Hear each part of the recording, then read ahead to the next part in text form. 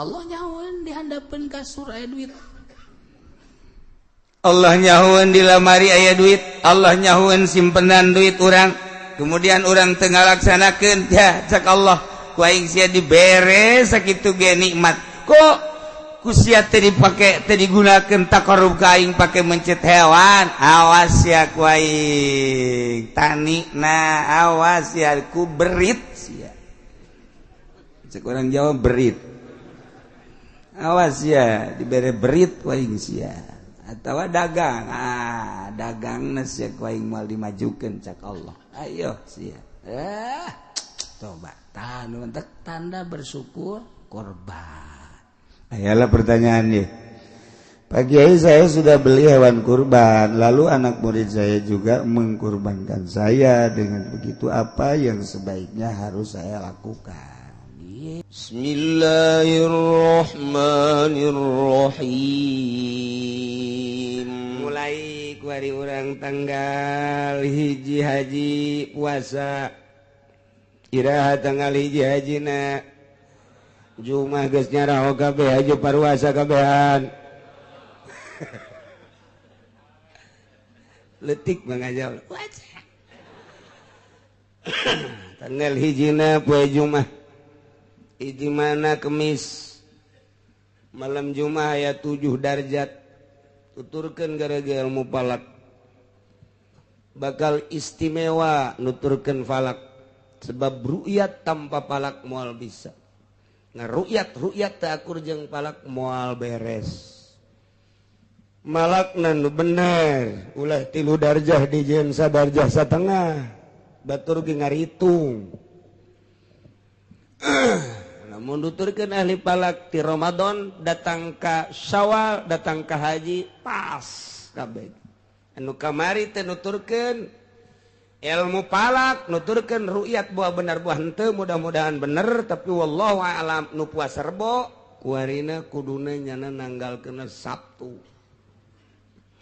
Lamun nyana nanggalkeun Sabtu lebaranna kudu poe Senin. Sedangkeun malam Jumat geus 7 darjah. Malam Jumat geus 7 darjah. Dunia ahli falak astronomi kelas dunia ngitung bulan. Mun malam Jumat tanggal 1 pan ieu teh endek wukuf di padang Arfah mantak dunia kelasna. Bakalna jatohna ieu teh itu akbar apa henteu, padahal haji mah akbar kabeh ge ngan istilahna bae. Mun wukuf dina poe Jumat akur jeung wukuf Kangjeng Nabi baheula. Kangjeng Nabi baheula wukuf teh poe Jumat. Iyalah disebutna haji akbar. Dihitung ulama teh tanggal 1 na poe naon ieu. Supaya pas na engke akbar apa henteu. Gitu dihitung, dikotret 2 kali 2 4 berarti. Lamun 3 bulan teu diasupan. Cokot berarti. Dihitung. Masya Allah. Kudu dihitung urang deg kumaha di Indonesia, kumaha di Mekah, aya penghitunganana sarua. Jeung di Turki tafawutna urang jeung Turki sabaraha, urang jeung Mekah tafawutna sabaraha. Iyalah permasalahanana. Lantak moal akbar atuh tahun ieu. Lantaran urang bae di wetan 7 darjah atau komo di ditu. Komo di Mekah. Sebab ai bulan mah kapan ayana di barat. Maton panon poe mah ayana di timur. Cacakan di barat bae di dieu malam Jumat geus 7 darjat atau komo di ditu. Kitu perhitunganna. Mendak lamun urang ngadenge di ditu aya nu lebaran, urang teu kudu ru'yat, teu kudu ngitung, urang belah barat mah wajib bae. Di ditu bae geus atuh komo di urang.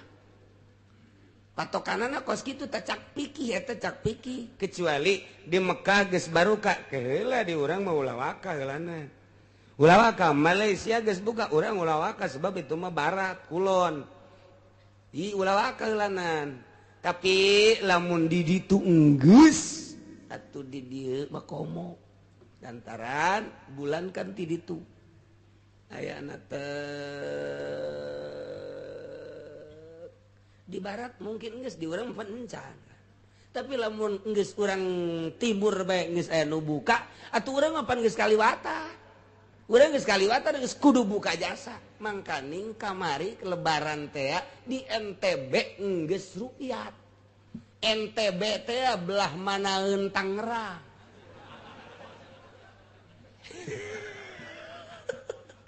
NTB geus aya nu buka di ditu tuh kalau urang geus teu kudu rukyat teu kudu palak cek ahli fikih nek dilupatkeun ka mana hayu sia ayo dek lupatkeun mana ngomong sia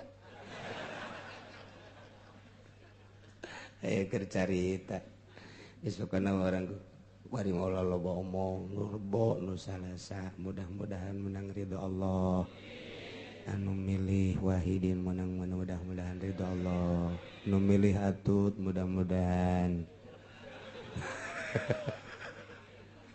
ridho deui bae sakitu salahna cukup jangka neraka dengan 10.000 saja nah kan ieu beungeut-beungeut aya oge aduh cenah kiai nu menangna Atut sebab perhitunganna lobaan Atut tenang jadi supaya bunga heula supaya nyeun petasan nyeungeut petasan heula keuna kadengieun keuna bubungahan sakedeung deui lurah diseret ji yang gitu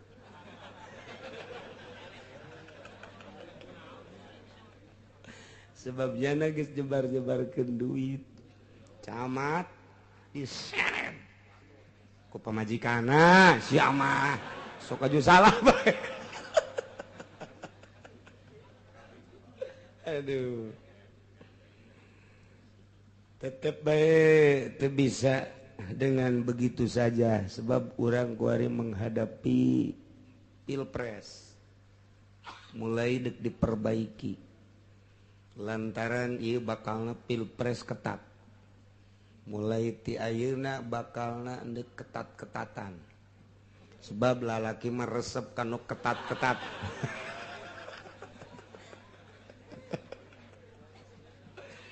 teu meunang sambarangan sebab ieu mah bakalna mengarah lamun teu diperbaiki geus aya anu endek revolusi nu kukula dicaritakeun teh jadi mahasiswa di berbagai universitas kuari geus menyatu kemudian geus mendatangi lamun ieu teu ditegaskeun hukum ala kadar baheula ala kadar kadanan tegas jasa mah ulah amburadul jasa ieu geus aya bakal gerakan-gerakan mengarah kana peperangan hendak nu boga besi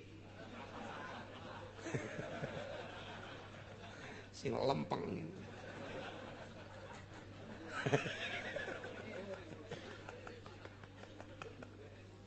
aduh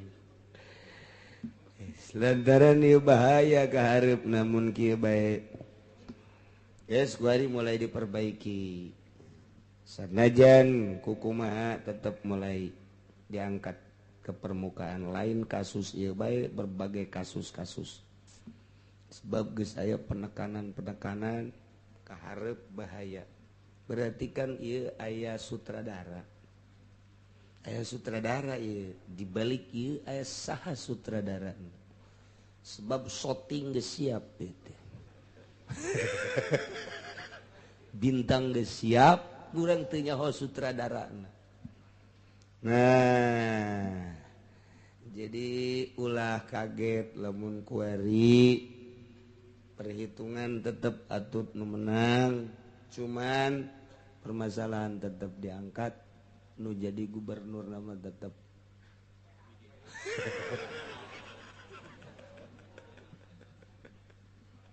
ai geus teu kuat tuh hiji geus sakitu bae teh ngomongna heulana ulah panjang-panjang nomor kedua puasa ya puasa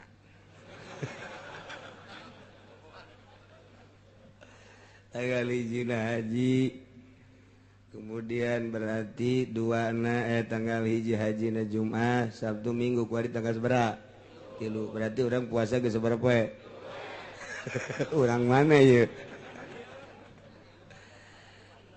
berarti ayeuna Jumat Sabtu Minggu Senin Selasa Rabu Kamis Jumat Sabtu Sabtu tarwiyah Arfah adalah anu intina man soma saha jelema anu puasa yaumat tarwiyah dina poe tarwiyah ieu mah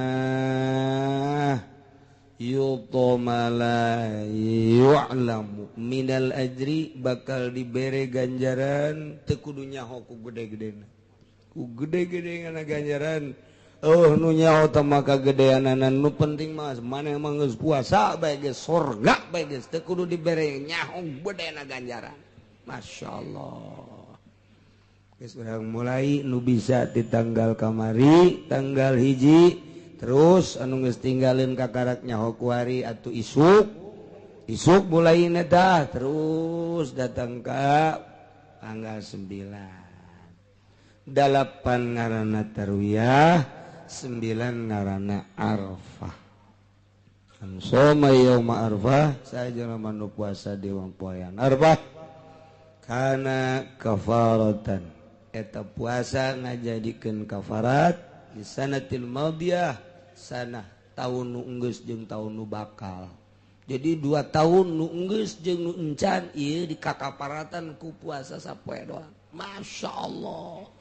Tama lamun datang kata puasa tama pohara jasa Kangjeng Nabi geus meromosikeun sakitu luar biasa na cak Kangjeng Nabi saha jelema nu puasa poe Arfah eta sataun nu geus kaliwat sataun nu bakal diampura kabeh dosa-dosa laletikna kadenge ku cilik urang teu puasa tolol bolon tama jelema masyaallah. Jadi berarti lamun arpahna mun lebaranna poe Minggu arpahna poe naon Sabtu geus Jumat Sabtu tarwiyah Arfah teu geus ulah ka mamana di jero kamar geus boga nama puasaan mata urang ceuli urang kabeh peureum geus pokona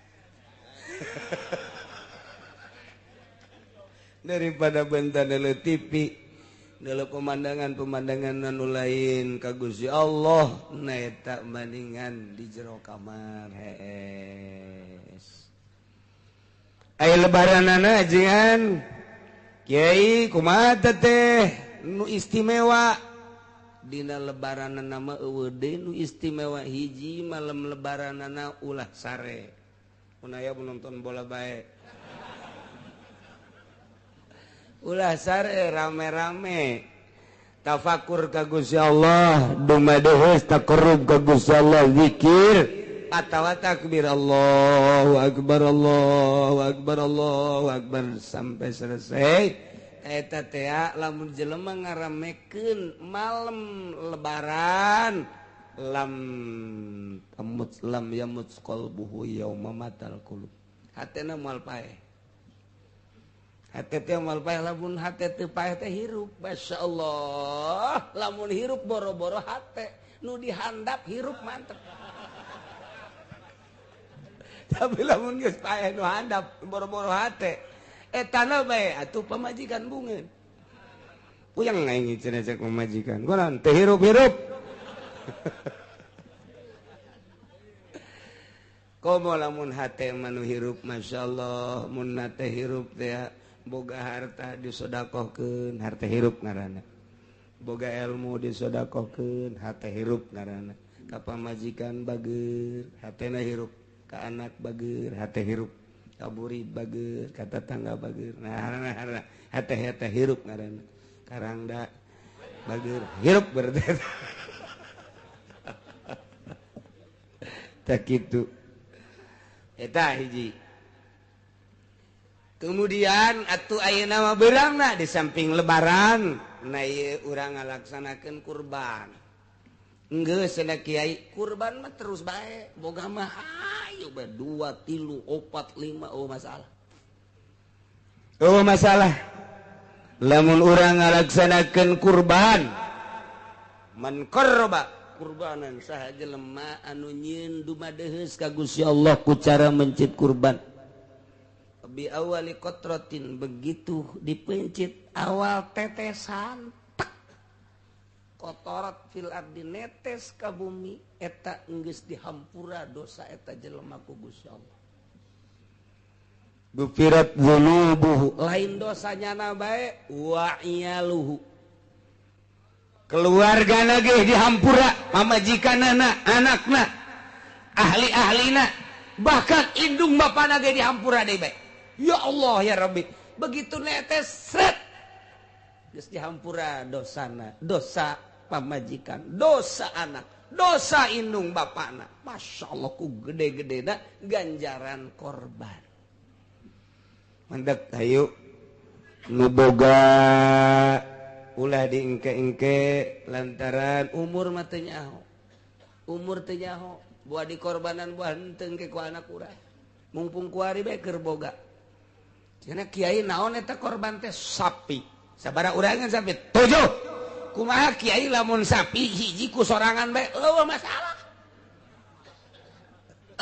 ieu sapi ku sorangan bae cenah kiai abdi di ditu naon wagah kula ieu naik sorangan bae eueuh masalah boro-boro sapi hiji 5 dek nu ku sorangan bae eueuh masalah ngan lamun hayang dipilukeun datang ka 7 kitu maksudna besi we tujuaneun teu meunang ku sorangan lain teu meunang ku sorangan pan urang lamun embe ge 7 ieu nu sa nukula ieu nu sa nukula ieu nukula kabeh wih mamang sakaligus 7 wah eueuh masalah besi dijadikeun masalah di lembur eueuh tah eueuh masalah tilok aya ongko nu ngamasalahkeun kos kitu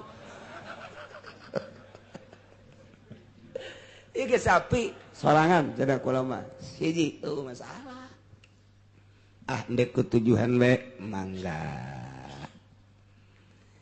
mbe hiji sorangan mbe mah teu mumpung urang aya kesempatan umur dibere keneh ku Gusti Allah harta boga ulah diengke-engke geus langsung korban bikeun tah tolong lembur ka fakir miskin yo maneh supaya ngarasaan geus urang ulah nyileuk-nyileuk deui bigan nu hebat bata bigan atawa aya penampungan di dinya sok dibagi-bagi ke ku masyarakat ku panitia tah geus ngaran bae tulis keur henteu na geus sabareu masalah ngan eta mah keur carita Abdul na cek piki Allah mah geus apaleun padahal ngan cek piki eta kos kitu nah poean lebaran ibadah nu paling hebat adalah kurban mantak doa nageti kangjeng Nabi Allahumma hadhihi minka wa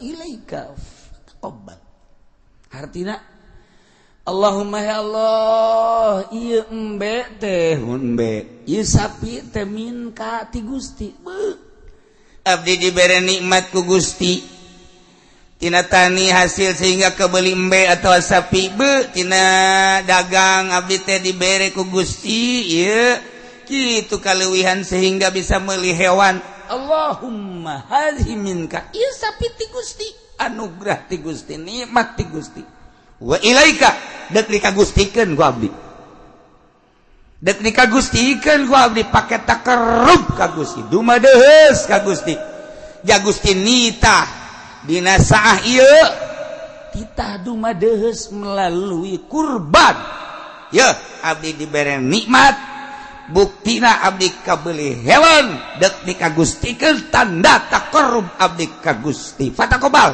Gusti tarima ye abdi ye korban abdi Allah narima dagingna lain Allah narima getihna lain layanallaha luhumaha wala dimauha walakin yanaluhu taqwa Allah teu butuheun daging los jang sararia kebutuhan getih los nama jang sarar dahar kusia daging nasok segala rupana aing mah nu di deuleu ku aing takwa sia ka aing Masya Allah walaki luhut takwa. Oh, jadi takwa nu panggedena poe lebaran mencit kurban. Hiji kudu nu lintuh lan nu kuru. Lamun nu kuru teu jadi korban kuru teu jadi. Datang ka dagingan ku kuru-kuruna. Teu jadi. Mereka dua ulah nu pecak. Nomor katilu ulah anu pincang. Nomor kaopat ulah nu gering. Gering teh lain lalagan gering. Nya geus teu bisa sasada acan. Lintu mah lintu kan gering, matana ge peureum kos aki-aki lah. Kos aki-aki teh teh jelema geus setengah gering saperti aki-aki teh. Cileuh galelede leho nongtol. Ngacai teu karasa eta aki-aki kudu hijikeun jeung nini-nini. Nah korban pang bagusna Allah nyahoeun dihandapeun kasur aya duit. Allah nyahoeun di lamari aya duit. Allah nyahoeun simpenan duit urang. Kemudian urang teu ngalaksanakeun ya cak Allah ku aing sia dibere sakitu ge nikmat. Kok kusia tadi dipake tadi digunakan takarub kaing pakai mencet hewan. Awas ya ku aing tani na awas ya ku berit sia. Cek orang Jawa berit. Awas ya dibere berit ku aing sia. Atawa dagang. Dagangna sia ku aing moal dimajukeun cak Allah. Ayo sia. Coba tanda bersyukur korban. Ayalah pertanyaannya. Pak Kiai, saya sudah beli hewan kurban, lalu anak murid saya juga mengkurbankan saya. Dengan begitu apa yang sebaiknya harus saya lakukan? Iya, tuh nggak usah bingung-bingung. Orang udah beli kendaraan, dibeliin lagi ya pakai. Ubah salangan, ai di korbanan ku murid, mah kudu bebeja muridna. Urang dek korbanan adik kudu bebeja lah ka adik. Urang dek korbanan babaturan kudu bebeja. Urang dek korbanan guru urang kudu bebeja. Mun teu bebeja teu izin nya teu ngizinan heula, teu izin teu nyambung. Kecuali ngorbanan anak, sebab anak mah wajib dinapakahan ku bapa, atawa ngorbanan bapa sebab bapa ge wajib dinapakahan ku anak. Nah ngorbanan anak, ngorbanan bapak geus maot eta mah jadi bae. Hirup keneh ge jadi bae. Ngan lamun ngorbanan salieun ti eta kudu minta izin heula. Babaturan urang geus maot, korbanan ku urang teu jadi. Teu jadi, teu nyambung. Kecuali urang minta izin heula ka walina. Tuh kos gitu ka bapak kolot kudu izin heula ya. Bapak kolot teu naon ku urang anggap mun bapak kolot ya bapak urang incu masih nyambung kene tuh ya. Siapkeun ku ari geura hitung duitna jang di poe Rabu can aya kesempatan Kamis Jumat Sabtu datang ke Sabtu. Tah gitulah. Saminu dohayakum fa innaha matayakum yaumal qiyamah. Lintuhan korban-korban naranjeun kabeh. Lantaran eta korban teh bakal jadi kendaraan jaga di yaumal qiyamah. Urang ngabayangkeun ayeuna breng nu naik motor, breng nu naik mobil Avanza, nu naik Kijang, nu naik Fortuner, nu naik Lexus baby ben jeung sajabana kabita jasa nu teu boga kendaraan tinggal nyangeuy bae. Nah, engke ge urang di akhirat dipapagkeun urang ku korban urang. Masya Allah. Lamun urang korban unggal tahun terus be korban-korban dek naik nu mana ge dipersilakeun. Kalau baca jasa tah buat asam teh yun urang itu urang batur menta paji atau menta beh hiji man tidak ada dong ini mah urusannya waktu di dunia aya nu menta teu bisa kajen ku kumaha ge aya nu saurang awewe geulis paji ikut ayo sini aduh mantep biasa lu gua cari-cari dari tadi sini duduk lu sini depan nih sama gua nih ya Allah amanya di akhirat kos kitu henteu teh mah alagaan saya masih pajar bener bae aing eta korban ya Masya Allah karim ulah datang ke urang hajung ke di akhirat kadung kecuali teu boga duh kiai kabita amat korban kula pun boga mah bogana naon sia bogana naon hayu coba jejer bogana duitnya 50.000 kotok kali kotok geus set niat korban Allahumma hadhihi minka wa ilaika fataqabbal kotak aduh cedak kiai kotok teh kabeuli endog kulup endog ngan hiji doang kulup ngasi kulup dikamanakeun sia dahar deui ku sia Gusti abdi korban endog hiji jaboga ngan endog doang hajudek dibikeun ka batur jak kula ge butuh di dahar we ku kula lah Gusti atuh saboro sia cak Allah teh aduh Masya Allah kos gitulah soal puasa lebaran korban ieu masa kadar ngalingan hungkul geus nyarahong kabeh ge kemudian urang lebaran rebo nah minggu na libur ngaji tuh rebo kemis jumat sabtu minggu ta libur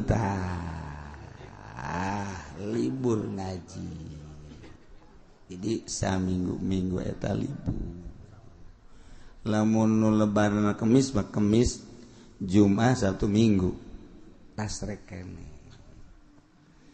malam rebo besi teu ka mana-mana na ieu di dieu haul ibunda tercinta minggu na libur malam rabu na haul ibu saminggu ti lebaran Senin Selasa Rebo Kamis Jumat Sabtu Minggu Senin Selasa Rebo jadi malam 17 18 nya nailah informasi sekali deui jadi minggu hareup urang libur patali ngagungkeun kana bulan haji urang besi aya nu korban teh jatah sae keneh urang lamun lebaran Kamis mah Jumat Sabtu Minggu lamun lebaran Rebo Kamis Jumat Sabtu Minggu nah eta geus kaluar ngan urang ngahargaan kanu lebaran Kamis Jumat Sabtu Minggu tasrek besinyana jamaah-jamaah di lembur masing-masing mencitna poean katilu misalna menek libur geus linggu eta libur malam Rabu na ieu haul ibu nu teu boga pagawean teu sibuk urang babarengan tahlil haul ibunda azama alal kufri godan atawa ngazam si jelema kana kufur isukan misalna lah isukan aing mah deuk asup Kristen bae kuari keneh naudzubillah min atawa nalekeun kana hiji perkara aing mah lamun bebene aing datang poe isukan ka dieu aing deuk asup Kristen kuari keneh asup Kristen geus kafir teh Masya Allah ya loba nu naklek-nakleken gitu tah di dia ya budak harita nakleken lantaran susah bae cek ngana lamun naing susah bae pae pemajikanana bikamna teh pae aju nyana ngomong lamun aing kawin deui aju susah bae aing geus asup Islam tapi lamun aing kawin deui kemudian sugih aing mah moal ku Allah dibere kawin deui aju sugih dasar teu boga hidayah teu dibere hidayah ku Allah tetep we budak gua ini mah lamun aing kawin deui geus aing malah pokona mah dek asup Kristen atau budak kafir harita kele teu kudu isuk-isuk deui teu kudu kawin-kawin deui harita keleh langsung kufur kudu maca 2 kalimat syahadat siga dek ngazam kufur kuari jelas ngazam kufur isukan ngazam ieu ngazam beda jeung niat ngazam ngazam sejak kufur isukan atuh geus kuari kene kufur ngazam kufur bulan hareup kuari keneh geus kufur si ade ataro dadapihi atawa nyana aya dina kamangmangan tina kupurna tetep dibalikeun dina Islamna geus sarua bae ari aing sih Islam aing nu sabenerna mah ieu Islam aing ngerti tu Islam apa kufur antara Islamnya kufur atawa nyana mangmang dina kakufuranna kufur sing ade ya uzam azam mentak Kanjeng Nabi mere konsep ka urang supaya stabil jaddidu imanakum bila ilaha illallah perbaharui iman kumaca la ilaha illallah 3 kali dah salat talqin dikit tarik napas ilaha illallah ilaha illallah ilaha illallah beres tuh terus acara dek dilobakeun mah enggak bae ayo sadaekna urang ngan gari teu naon biasa bae la ilaha illallah la ilaha illallah la ilaha illallah wal pilul mukafiratu ku ari pagawean anu ngufurkeun ku pagawean eta teh jadi kufur macam madahu suatu pagawean lunga haja-haja nyana istihzaan sorihan istihza ngaheureuy ngahina-hina ngageuh-geuh kana agama jelema boga pagawean ngaheureuy-heureuy agama jelema boga pagawean ngaleceh-lecehkeun agama jelema boga pagawean ngahinakeun agama eta pagawean ngalecehkeun agama ngaheureuikeun agama kufur teh masyaallah sing ade agama urang ulah sok dileceh-leceh atawa juhudan lahu juhudan teh angas teh percaya ke agama Islam atuh sarua di antara contohna kail qaim musafin bi qaduratin ngalungkeun Quran ka tempat anu kotor boga pagawean ngalungkeun Quran ka kocomberan Quran dialungkeun ka kocomberan ieu pagawean anu ngupurkeun kudu baca 2 kalimat syahadat cing hade Quran mah kudu dimomoy dimulya-mulya ku urang ulah dihina-hina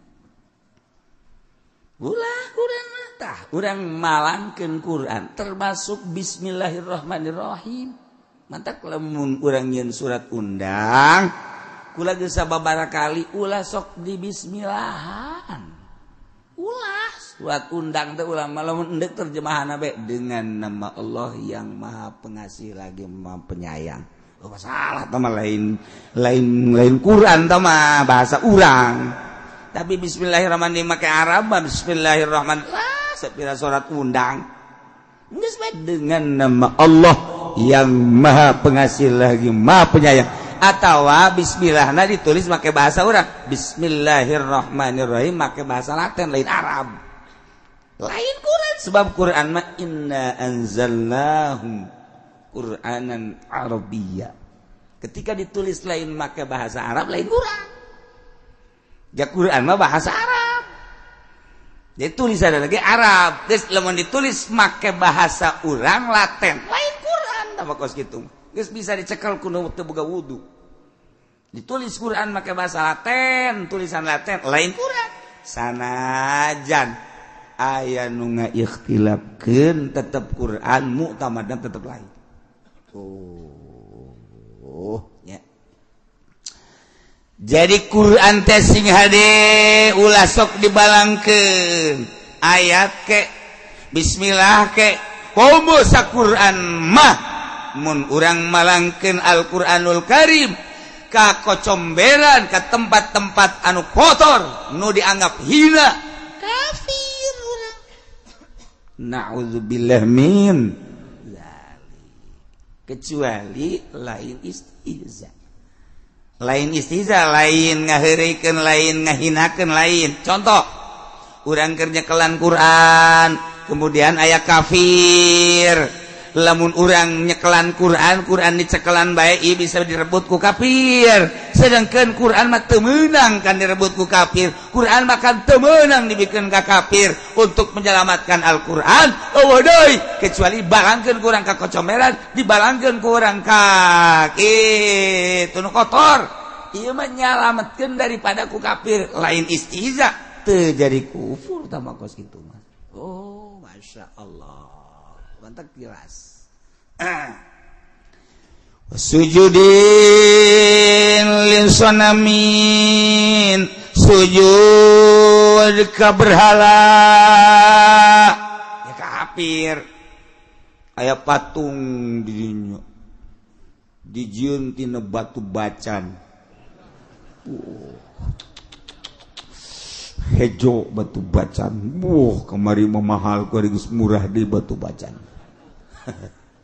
Ciu juku nyana datang brak we sujud eta ge sarua jelas sujud ka makhluk, sujud ka batu, sujud ka kayu, sujud ka berhala atau otomatis kufur.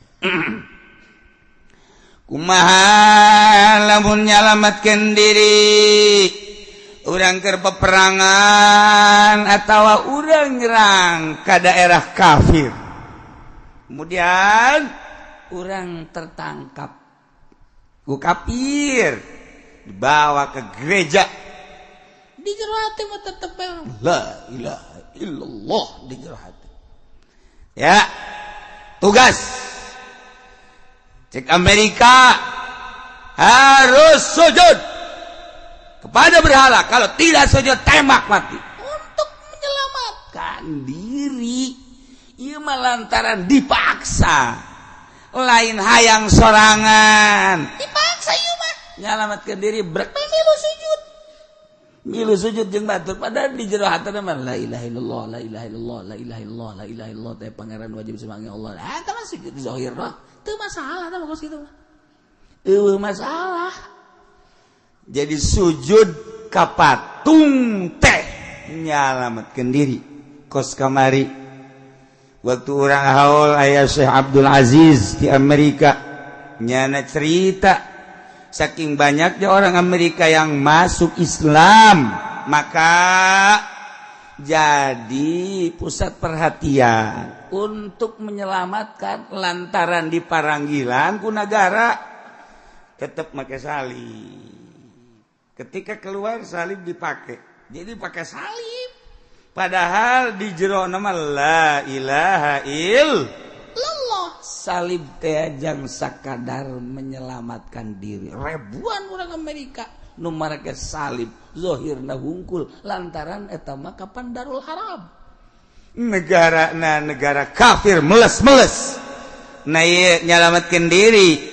ketika saliban dipanggil dipersulit tina ngaran bae ngaran lamun berbau Islam di Amerika dipersulit ngaran urang ke Amerika turun di bandara Amerika nah ngaranna dideleng kayak di ditu teh barang dideleng ngaranna ieu ngaranna Abdul Hamid angel diproses mukmin soleh angel barang mun bangsa kos kitu mengarana Yohanes. Cepat tuh. Masuk. Joni masuk. Joni gara-gara cepet tuh Joni ge. Nah, bangsa ngaran nu lain Islam cepet. Asal ngaran Islam diproses lila. Kuari teh kos itu. Lain lila sajam 2 jam bisa sapoe. Anta kulah hari teh betah ge. Waduh, di Amerika eta kos kitu tah. Prosesnya kebal geus embung deui aing ka ditu lah emang geura ka ditu encan cenah tuh ya nah sujud ga berhala tapi nyalametkeun diri lantaran keur peperangan atawa lantaran urang aya di Darul Harab nah eta kos kitu mah teu masalah lamun tepugu teu kaharu urang kuari sujud boro-boro aya berhala sanajan ujug-ujug sujud ge teu meunang urang teu meunang ujug-ujug sujud gitu teu meunang mantak-mantak salat ulah sok aju sujud bae tah cenah sujud syukur aya aturanna sujud syukur ge boga nikmat naon teu hayoh bae teu bagus teh bagi jelema-jelema nu teu bisa bersyukur geus teu kudu make sujud sok aya jelema keur diuk-diuk datang brak bae sujud sujud batu menang pake lalagaan aya ge di jero salat kedua sujud tilawat tilu sujud syukur salian teh eta mah ulah aya sujud-sujudan sakilang di jero masjid datang brak bae sujud ulah motifna naon tuh ja ulah sok ilueuneun teu bagus ilueuneun aduh masyaallah karim nya ulah sok ilueuneun sebab ilueuneun mah kena teu beres jeung lamun nanya kudu nyaho teu meunang sailu-iluna jeung lamun urang teu nyaho nanya teu meunang sailu-iluna urang teu nyaho ya soal sujud tanya kan nyaho ka kiai nanya ustad nyaho mun sujud syukur kumaha sujud tilawat kumaha jadi ulah sabrek-brek na sujud teu bogo lamun urang teu nyaho nanyana kudu kanu nyaho lamun nanya kanu teu nyaho brabe nanya kanu teu nyaho mah urang Arab balanja ka toko Cina beres balanja cak Cina teh kamsia hayya gitu kan eta tenang bae urang Arab kalem bae nya teh terus naik beca nyana mikiran beta urang Arab teh pan di Indonesia aya kamsia cenah biasanya kan terima kasih jangan nyawa terima kasih mas syukran atau terima kasih ya kamsia nanya nyana ka tukang beca bang tadi saya belanja di situ di toko terus ada apa tuan orang Arab itu habis belanja kata dia kamsia apa itu artinya kamsia itu jelek iya balik lagi sono ke tukang beca balik lagi sono ke toko putarkan deui ku tukang beca kok sini lu kok mana istri kamu enci kamu sini anak kamu engkong kamu sini ada apa tuan sini lu sini sinya mana engkongnya mana anak dan cucu semua dibariskan bunyana dibariskan singko sinci bapak kolotna bapakna anak incu ada apa ini kata singko lu macem-macem sama gua cek orang Arab lu kok enci bapak lu engkong lu anak lu dan cucu kamu semuanya kamsia pandir blon eta Bayu cak singko nanaonan eta gara-gara lu aja kan teu nyaho geus naik beca deui gua udah puas cak teh aduh cak mah kamsia naon meureun ada tinggal singko bae nyengir bae masyaallah cak singko cuma segitu doang cak teh cuma ngatain kamsia doang geus datang maka ditu ka imahna nanya kanu bener sini gua habis marah tadi sama kesingko emang kenapa kamu siapa sih kamu siapa terima kasih hah apa terima kasih jelek kali terima kasih budak tukang beca tuh goblok yo atuh terima kasih mah bener atuh gua udah kamsiahin semua gitu. Gara-gara nanya kadu teh nyaho blon. Hendak nanya kadu nyaho. Tuh tungtung nama di kamsiahan we. Cek kurang Arab teh aing moal balajan jadi gadinya isin aing. Atuh geus dicarekan Pak. Lu kok enci. Engkong semua dia anak cucu semuanya kamsiah puas dah lu. Orang kan terima kasih kamsiah. Paigan singko teu marah. Eta gara-gara nanya ka tukang beca. Tuh tukang beca nyaho naon? Ya namanya barak genep ya tukang beca mah. Ulah sok pake tatanya tukang beca tuh. Menang tuh menang nya mah main gapleh we tukang beca mah. Eta bloon tukang beca eta. Masya Allah.